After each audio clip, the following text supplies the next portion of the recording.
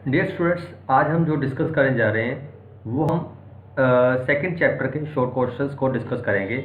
आज हम ये क्वेश्चंस सारे डिस्कस करने वाले हैं। इसमें हम पहला क्वेश्चन डिस्कस करेंगे, रिडम्पशन ऑफ प्रेफरेंस शेयर्स क्या होता है, कैपिटल रिडम्पशन रिजर्व्स क्या होता है, प्रीमियम रिडम्पशन क्या होता है, कॉज इन एरियर ऑफ का ट्रीटमेंट क्या करेंगे हम जब रिडम्पशन ऑफ प्रेफरेंस शेयर करते हैं। सबसे पहले हम पहले क्वेश्चन पे चलते हैं, रिडम्पशन ऑफ प्रेफरेंस शेयर्स क्या होता है। हमारे सामने ये पहला क्वेश्चन तैयार खड़ा है, रिडम्पशन ऑफ प्रेफरेंसेस क्या होता है। देखो, इस क्वेश्चन में हम ये पूरा पैरा जो सा है पढ़ने वाले हैं।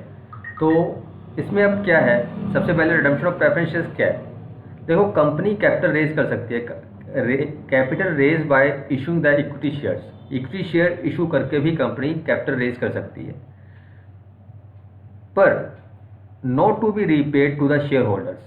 पर वो शेयर होल्डर को वापस उनके पैसे नहीं देगी जब तक वो बायबैक जब तक except the buyback of shares in certain conditions. देखो, कंपनी इक्विटी शेयर इशू करती है, इक्विटी शेयर्स इशू करके पैसा रेज कर लिया। अब कंपनी को पैसे की ज़रूरत नहीं है, तो वो कंपनी उसको रीपे नहीं करेगी, शेयर होल्डर को नहीं कर सकती। कुछ कंडीशंस हैं, उसको फॉलो करना पड़ता है, मतलब कि बायबैक करके ही कंपनी अपने शेयर इक्विटी शेयर को रिडीम कर सकती है। बट अगर कंपनी इशू करती है, कैपिटल रेज करती है through the issues of preference shares, is to be paid back by the company to such shareholders after the expiry of stipulated periods। जो भी पीरियड निश्चित किया है उसके बीच बीच में वो उसको रीपे कर सकती है। Company is wound up whether the company wound up और नॉट, चाहे कंपनी बंद हो चाहे ना हो, तो वो एक टाइम है, टाइम पीरियड के बाद उसको रिडीम किए जा सकते हैं प्रेफरेंस शेयर्स। तो सेक्शन 55 क्या बोलता है, जब सेक्शन 55 आया कंपनी एक्ट 2013 में, तो उसने क्या बोला, company after the commencement of this act can not issue any preference shares which are irredeemable. कोई भी प्रेफरेंस शेयर जो कि इरिडीमेबल नेचर का है उसको वो इशू कर ही नहीं सकती, और या रिडीमेबल है, इरिडीमेबल प्रेफरेंस शेयर तो इशू कर ही नहीं सकती, पर जो रिडीमेबल है उसको भी after the expiry of 20 years from the date of issues, उसके बीच बीच में रिडीम करना है। इसका मतलब क्या निकला, company can issue the redeemable preference shares, company can issue the redeemable preference shares which are redeemable after within 20 years from the date of issue। However, the company can issue the preference shares for a period exceeding 20 years is infrastructure के project हैं, वहाँ पर 20 year से ज़्यादा के redeemable preference share issue किए जा सकते हैं। अदर केसेस में रिडीमेबल प्रेफरेंस शेयर्स की टाइम लिमिट क्या है, 20 ईयर्स ही है। तो इसमें हम ये भी लिख सकते हैं कि रिडीमेबल प्रेफरेंस शेयर्स को रिडीम तभी किया जा सकता है जब वो फुली पेड अप हो। तो ये सब चीज़ें आप एक शॉर्ट क्वेश्चन में डिस्कस कर सकते हो, जो कि हमारा पहला क्वेश्चन है, रिडीमेबल प्रेफरेंस शेयर्स क्या होते हैं। अब हम नेक्स्ट क्वेश्चन की तरफ चलते हैं। हमारा जो नेक्स्ट क्वेश्चन है कि write the short note on capital redemption reserve. Capital redemption reserve के ऊपर आपको शॉर्ट क्वेश्चन लिखना है। अब कैपिटल रिडम्पशन रिजर्व क्या होता है वो डिस्कस करते हैं। देखो, हमें इतना तो मालूम है कि जब भी हम प्रेफरेंस शेयर रिडीम करते हैं तो उसको दो चीज़ों में से रिडीम कर सकते हैं, या तो फ्रेश इशू के बीच में से या फिर आउट ऑफ कैपिटल। अगर हम आउट ऑफ कैपिटल करते हैं तो सही है, पर आउट ऑफ प्रॉफिट करते हैं तो वहाँ पर हमें एक रिजर्व क्रिएट करना पड़ता है जिसको CRR बोलते हैं, जो कि यहाँ पे लिखा हुआ है, when the shares are redeemed out of profit, जो प्रॉफिट अवेलेबल है for the distribution as a dividend, the sum equal to the nominal capital of the shares so redeemed must be transferred out of profits to the reserve accounts is to be called capital redemption accounts। क्या मतलब हुआ ना कि जब भी हम redemption करते हैं आउट ऑफ प्रॉफिट जो अवेलेबल है डिविडेंड के लिए, the sum of the nominal amount of shares so redeem, जो हम नॉमिनल अमाउंट का प्रेफरेंस शेयर रिडीम कर रहे हैं, must be transferred out of profits to the reserve accounts is called the capital redemption reserve accounts। This provision is made in order to immobilize the profits for being used any other purpose such as declaration of dividend और redemption of debentures. जो ये CRR बना रहे हैं हम किसके लिए use कर सकते हैं? डिक्लेरेशन ऑफ कौन सा प्रॉफिट यूज़ कर सकते हो? जो डिक्लेरेशन ऑफ डिविडेंड है या रिडम्पशन ऑफ डिवेंचर्स के लिए प्रॉफिट पड़ा है उसको हम इसके लिए CRR के लिए यूज़ कर सकते हैं। और कौन कौन से प्रॉफिट है जो CRR के लिए यूज़ किए जा सकते हैं वो हम अब नीचे जाके पढ़ते हैं। अब देखो हमारे पास कौन कौन से रिजर्व पड़े हैं जो CRR बनाने के लिए यूज़ किए जा सकते हैं। ये देखो सबसे यहाँ पे लिखा है balances which can be transfer to the capital redemption reserve. जैसे जनरल रिजर्व का बैलेंस पड़ा है बैलेंस शीट में, रेवेन्यू रिजर्व पड़े हैं, प्रॉफिट एंड लॉस का बैलेंस पड़ा है, डिविडेंड इक्वलाइजेशन फंड पड़ा है, डिविडेंड कंपनसेशन फंड पड़ा है, एम्प्लॉइज एक्सीडेंट फंड है, इंश्योरेंस फंड है, discretionary redemption debenture redemption fund है। ये सारे फंड आप CRR बनाने के लिए यूज़ कर सकते हो। अब जो से फंड यूज़ नहीं किए जा सकते उसकी भी लिस्ट दे रखी है। ये लिस्ट भी आप शॉर्ट क्वेश्चन में डिस्कस करोगे। The balance is not available for the transfer to the CRR account, capital reserves, forfeited of shares, security premium, profit prior to incorporation, development rebate reserves, ये सारे reserve आप नहीं use कर सकते CRR बनाने के लिए। अब CRR बनाने के लिए एंट्रीज क्या होती है वो भी हम इसमें डिस्कस करते हैं। देखो डियर स्टूडेंट्स, CRR बनाने के लिए अब कौन सी एंट्री पड़ेगी? वो ये वाली एंट्री है। यहाँ पे लिखा है surplus account debit, general reserve account debit. जो भी रिजर्व आप यूज़ कर सकते हो उसको डेबिट करोगे।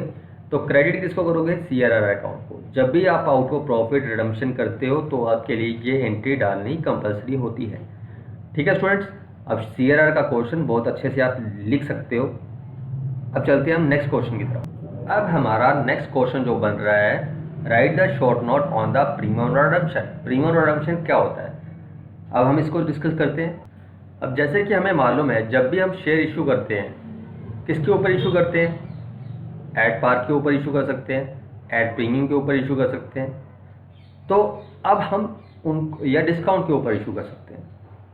पर अगर हमने उनको रिडीम करना है प्रीमियम के ऊपर तो क्या एंट्री डालोगे? तो वो सिंपल एंट्री है, वो एंट्री डाल के दिखाता हूँ मैं आपको। जब भी हम प्रेफरेंस शेयर जो इशू करते हैं, रिडीमेबल प्रेफरेंस शेयर इशू करते हैं, तो पहली एंट्री तो यही बनती है, bank account debit to preference shares application allotment. मान लीजिए एट पार है 100 रुपये का है, 100 रुपये की एंट्री बढ़ गई तो preference share application allotment account debit, loss on issues of debentures, loss on issues of preference share capital account debit to preference share capital to premium redemptions. Second entries में ये पड़ जाती है। जब हम ये दो एंट्री डाल लेते हैं तो उसके बाद रिडम्पशन के टाइम क्या एंट्री डालेंगे वो बताता हूँ। अब ये एंट्री देखिए, अब ये एंट्री क्या है? प्रेफरेंस शेयर को रिडीम करने की एंट्री है। इसमें क्या किया हमने? अब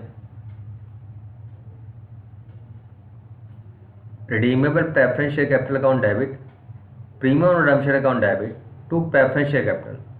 हम बेसिकली ये एंट्रीज इसमें डालते हैं। After that redeemable preference shares capital जो सी है उसको आउट ऑफ प्रॉफिट और आउट ऑफ कैपिटल में से रिडीम करते हैं, जो भी पैसा हमने इनको देना है। और ये प्रीमियम रिडम्पशन जो आया है हमारा उसको हम कहाँ से इकट्ठा करेंगे?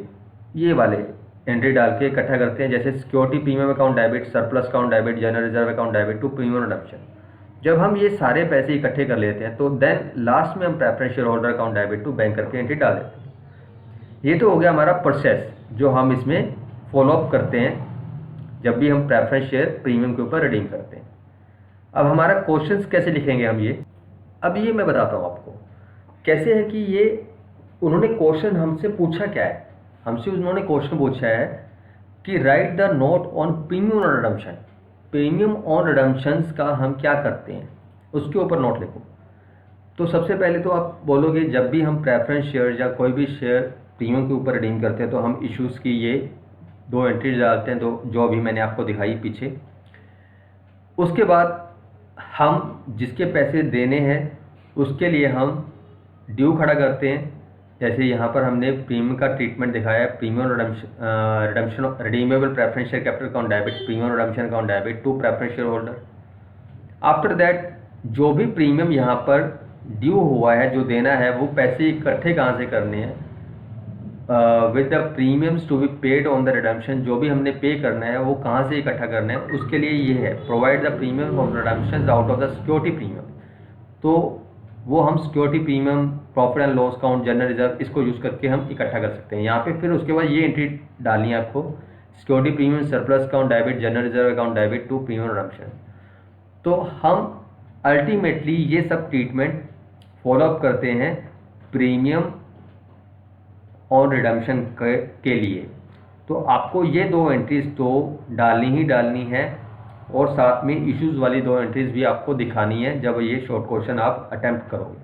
अब चलते हैं हम नेक्स्ट क्वेश्चन के ऊपर। नेक्स्ट क्वेश्चन है ना हमारा, treatment of cause in arrear on the redemption of preference shares. ये तो आपको वैसे ही पता होना चाहिए, जब भी हम प्रेफरेंस शेयर रिडीम करने जा रहे हैं, मान लीजिए हम प्रेफरेंस शेयर रिडीम करने जा रहे हैं, तो उसमें से 8 रुपये में से 2 रुपये फाइनल कॉल के जो प्रेफरेंस शेयर होल्डर है उसने पे नहीं किए। अगर 2 रुपये पे नहीं किए तो 2 रुपये कहाँ पे गए, वो अभी कॉज इन एरियर है। अगर वो कॉज इन एरियर के पैसे दे रहा है प्रेफरेंस शेयर होल्डर, तो देन ओके, तो हम कॉज इन एरियर के पैसे मंगवा लेंगे विद इंटरेस्ट। तो उसकी एंट्री क्या डालोगे, कॉज इन एरियर के पैसे मिलेंगे तो bank account debit to calls in arrear, या calls in arrear on final call, जो भी है आपका। वो एंट्री डालने के बाद आप क्या करोगे, पूरे के पूरे प्रेफरेंस शेयर रिडीम कर दोगे रिडम्पशन वाली एंट्री डाल के। वो रिडम्पशन वाली एंट्रीज क्या है वो भी आपको दिखा देता हूँ। रिडम्पशन वाली एंट्री आप ये डालोगे, redeemable preference share capital account debit premium redemption account debit to preference shareholder, ये एंट्री डाल के आप उसको कंप्लीट कर दोगे। अब उसके बाद out of profit, out of capital, वो जो चलता है चलने दोगे। बट आपको तो क्वेश्चन क्या डिस्कस करना है कि treatment of cause in arrear, cause in arrear का ट्रीटमेंट क्या होगा। तो जब उसने पैसे नहीं दिए तो हमारे पास दो ऑप्शन है कॉज इन एरियर के केस में। क्या क्या ऑप्शन है वो मैं आपको बताता हूँ। आपके पास क्या है, दो ऑप्शन है। दो ऑप्शन कौन कौन से हैं वो मैं आपके साथ डिस्कस करता हूँ अभी। आपके पास क्या ऑप्शन है, पहला ऑप्शन तो यही है, शेयर फॉरफिट कर लो, या फिर क्या करो, कॉल इन एरियर रिसीव कर लो। जो भी कॉज इन एरियर के पैसे हैं वो सारे के सारे रिसीव कर लो। ठीक है, आपके पास क्या ऑप्शन है, दो ऑप्शन है, कॉज इन एरियर रिसीव का मनी रिसीव कर लो या फिर शेयर फॉरफिट कर लो। अब कॉज इन एरियर का ट्रीटमेंट भी आपको मालूम है, कॉज मनी रिसीव करोगे तो एंट्री सिंपल है, bank account debit to calls in arrear. अगर वही कॉज इन एरियर जो से रिसीव ना करके शेयर फॉरफिट करने पड़ रहे हैं तो आपको शेयर फॉरफिट की एंट्री पे आती है, share capital account debit, preference share capital account debit to preference share capital account debit to share forfeited to calls in arrear. आप इस तरह से ये दो ट्रीटमेंट कर सकते हो रिडम्पशन ऑफ प्रेफरेंस शेयर के केस में। ठीक है स्टूडेंट, ये आपका क्वेश्चन ये भी फिनिश होता है यहाँ। तो इस तरह से आपका ये क्वेश्चन भी फिनिश हो जाता है। तो आपको अब ज़्यादा डिस्कस नहीं करना, हमने यहाँ पर 3-4 क्वेश्चन डिस्कस किए हैं। रिडम्पशन ऑफ प्रेफरेंस शेयर्स क्या है, कैपिटल रिडम्पशन रिजर्व क्या होता है, प्रीमियम रिडम्पशन क्या है, कॉज इन एरियर्स का ट्रीटमेंट क्या करना है प्रेफरेंस शेयर में, ये आप आसानी से अब लिख सकते हो। ठीक है स्टूडेंट्स, अब हम नेक्स्ट वीडियो में मिलेंगे 3rd चैप्टर के साथ। Bye bye, take care.